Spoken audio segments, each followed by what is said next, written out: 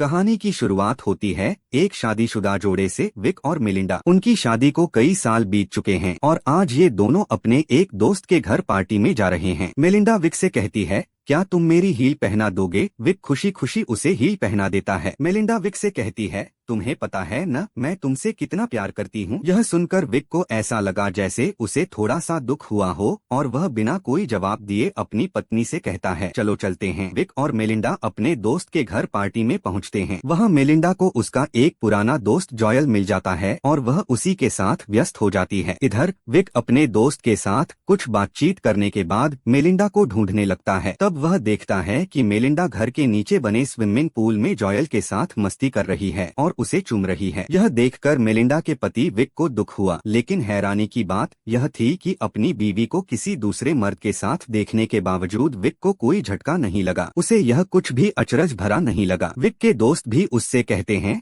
तुम्हारी वाइफ और जॉयल के बीच कुछ चल रहा है, तुम कुछ करते क्यों नहीं? लेकिन विक अपने दोस्त की बात को अनसुना कर देता है। कुछ देर बाद मेलिंडा पार्टी में पियानो बजाती है, जिसे देखकर विक के चेहरे पर मुस्कान लौट आती है। जो बीवी कुछ ही देर पहले किसी और आदमी के साथ लगी थी, अब उसे पियानो बजाते देखकर विक बहुत खुश हो रहा था। विक का यह व्यवहार काफी चौंकाने वाला था। पार्टी में जॉयल और विक आपस में बात करते हैं तो जॉयल विक से कहता है, तुम कितने अच्छे हस्बैंड हो जो अपनी वाइफ की पर्सनल लाइफ में बिल्कुल दखल नहीं देते। तुम्हें कोई फर्क नहीं पड़ता कि वह किसके साथ क्या कर रही है। तो विक कहता है, मेरी वाइफ का एक पुराना बॉयफ्रेंड था, मार्टिन, और तुम्हें पता है न कि मार्टिन अभी शहर से गायब है। पता है क्यों गायब है? तो जॉयल पूछता है, क्यों? इस पर विक कहता है, उसे मैंने मार डाला। जो भी मेरी वाइफ के करीब आता है मैं उसे मार डालता हूँ। यह सुनकर जॉयल काफी डर जाता है और वह पार्टी से डर के मारे भाग जाता है। पार्टी के बाद मेलिंडा विक से पूछती है, क्या तुमने जॉयल को डराया धमकाया था? वह पार्टी बीच में ही छोड़कर क्यों चला गया?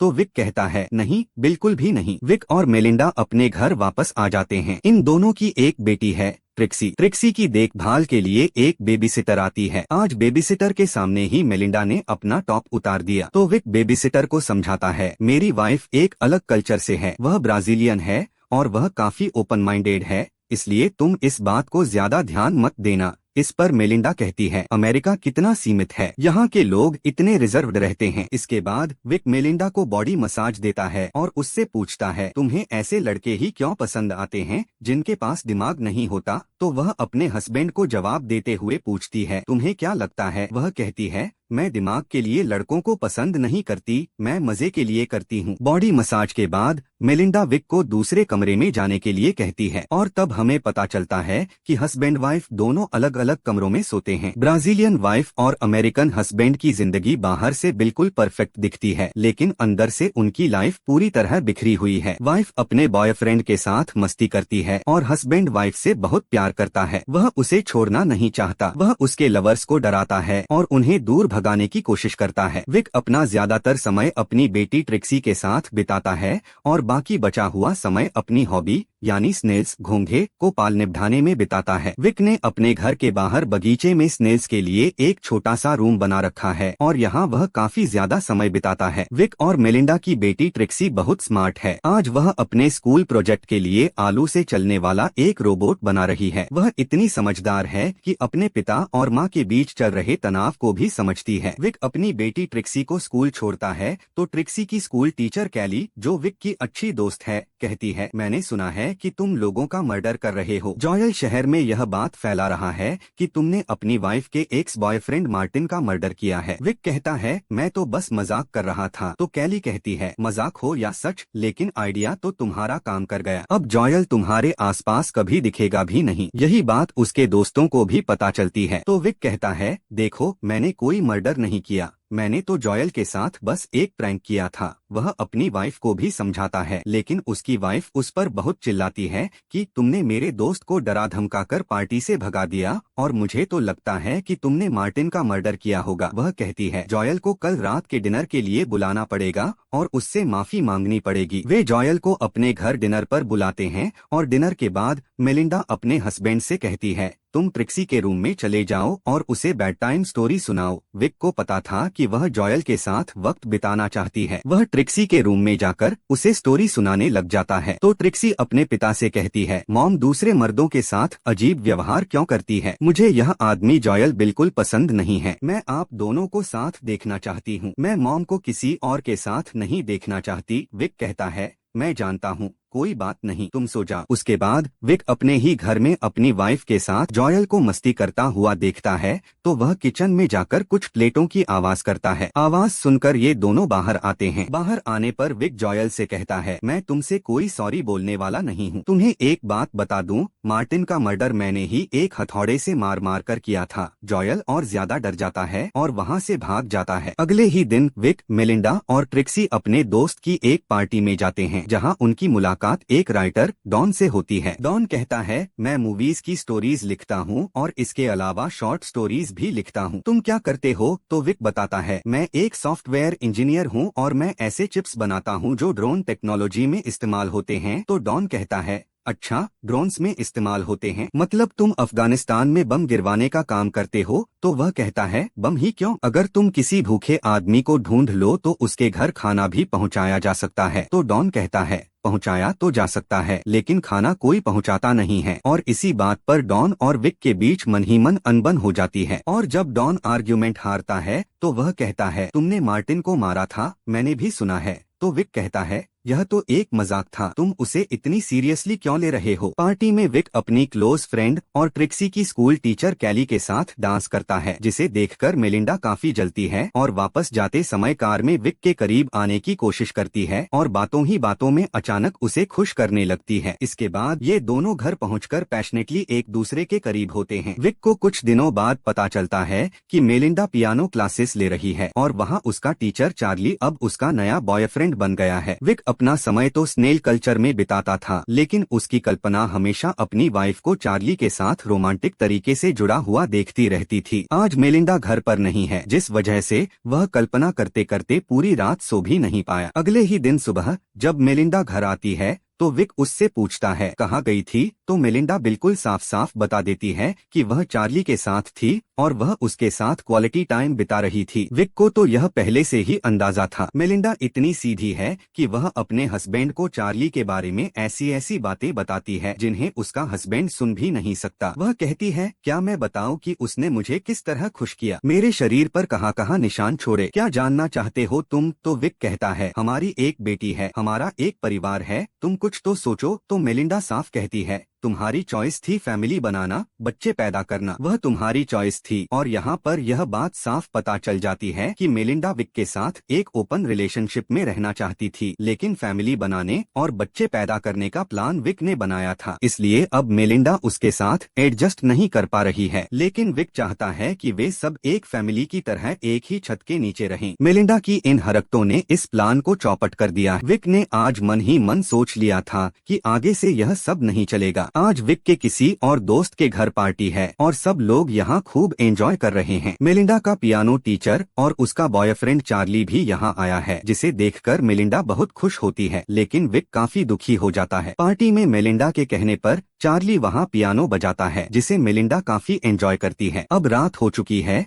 और विक मेलिंडा को ढूंढ रहा है। विक मेलिंडा को तलाशने के लिए ऊपर जाता है तो वह देखता है कि मेलिंडा और चार्ली काफी मस्ती कर रहे हैं और अब वे दोनों कमरे से बाहर निकलकर स्विमिंग पूल में आ गए हैं और वहाँ भी काफी मजे कर रहे हैं। इसे देखकर विक का गुस्सा बढ़ता जा रहा था। अपनी आंखों के सामने अपनी वाइफ को चार्ली के साथ मस्ती करते देखकर अब विक ने अपने दिमाग में एक ऐसा प्लान बनाया जिसका अंजाम चार्ली के लिए बहुत बुरा होने वाला था। थोड़ी देर बाद ठंड बढ़ जाती है जिस वजह से एक एक करके सब लोग घर के अंदर चले जाते हैं। घर के अंदर सब लोग जब कुकीज का आनंद ले रहे थे तब मौका देखकर विक चार्ली को स्विमिंग पूल में डुबोकर मार डालता है और फिर चुपचाप अंदर आ जाता है और खुद भी कुकीज खाने में व्यस्त हो जाता है। इधर मेलिंडा चार्ली को ढूंढ रही होती है। वह बाहर देखती है तो वह देखती है कि चार्ली स्विमिंग पूल में मरा हुआ तैर रहा है। वह चिल्लाती है। सब लोग मिलकर उसे बाहर निकालते हैं, उसे बचाने की कोशिश करते हैं लेकिन डॉक्टर और पुलिस की टीम आती है। डॉक्टर उसे मृत घोषित कर देते हैं। पुलिस यहाँ सबसे पूछताछ करती है, लेकिन कुछ खास हाथ नहीं लगता। पुलिस फिलहाल इसे एक्सीडेंटल डूबने का केस ही मान रही है। लेकिन डॉन, जिसने स्विमिंग पूल में चार्ली और विक को अकेला देखा था, अब वह विक पर शक करने लगता है। डॉन ने अब एक प्राइवेट इन्वेस्टिगेटर हायर किया है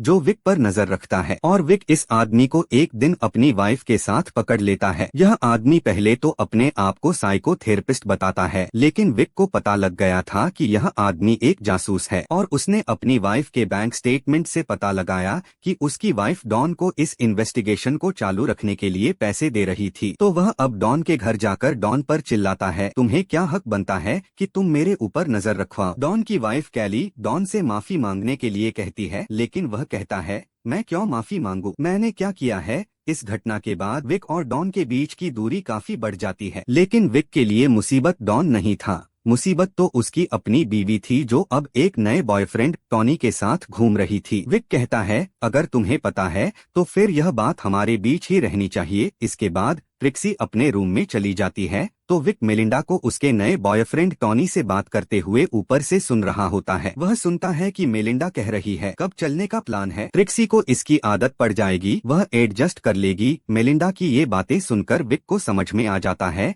कि वह ब्राजील जाने का प्लान कर रही है, और वह ट्रिक्सी को भी अपने साथ ले जाएगी, और वह टॉनी के साथ जाकर वापस अपने देश ब्राजील में बसने का प्लान कर रही है। अगले ही दिन विक का गुस्सा और बढ़ जाता है जब टॉनी मेलिंडा के बुलाने पर उसके घर आता है और मेलिंडा के साथ लंच करके डांस करता है और उसके साथ काफी एंजॉय करता है। विक को यह सब बिल्कुल भी बर्दाश्त नहीं हो रहा था, इसलिए वह अगले दिन टॉनी को एक रेस्टोरेंट से निकलते हुए पकड़ लेता है और कहता है, मेलिंडा ने यहाँ से थोड़ी दूर एक प्रॉपर्टी साइट देखी है, चलो देख कर आते हैं। जोर देने पर टॉनी कार के अंदर बैठ जाता है और ये दोनों शहर से काफी दूर एक हाइकिंग साइट पर जाते हैं, और विक वहाँ पर काफी तेज कार चलाता है। इसे देखकर टॉनी को बड़ा अजीब लगता है। अब ये दोनों हाइकिंग साइट पर नीचे उतर जाते हैं। टॉनी थोड़ा आगे चला जाता है तो विक एक पत्थर उठाकर टॉनी के सिर पर हमला कर देता है, जिस वजह से टॉनी लुढ़कता लुढ़कता हाइकिंग साइट के बिल्कुल नीचे एक नदी के पास जाकर मर जाता है। विक नीचे आता है और टॉनी की जेब से उसका वॉलेट निकाल लेता है। विक टॉनी की लाश को एक बड़ा सा पत्थर बांधकर नदी के अंदर डुबो देता है,